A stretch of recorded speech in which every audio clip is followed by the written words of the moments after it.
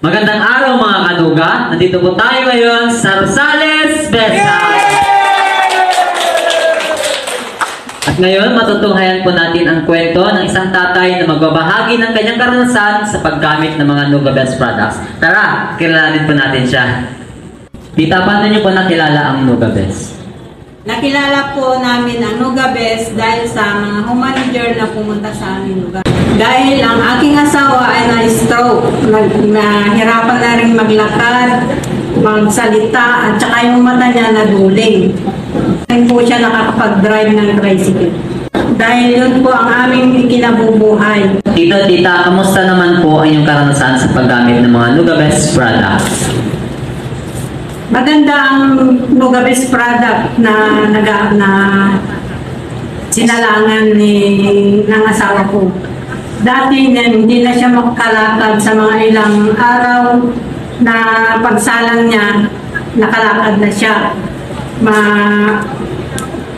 Maganda na rin yung pananalita niya. At saka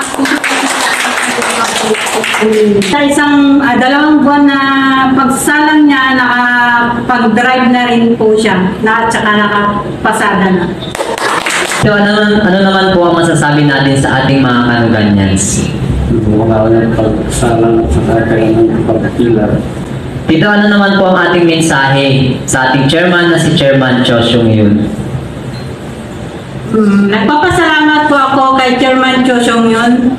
Product na kanyang invento. Maraming salamat, Tita Rosita and Tito James, sa inyong po pagbabahagi ng inyong magandang kwento sa paggamit ng mga Nuga Best products.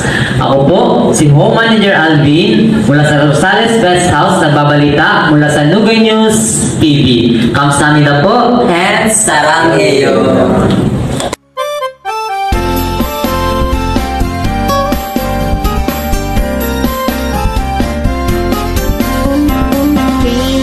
Daily, start your day like a brand new day. Healthy living that you can share with your family.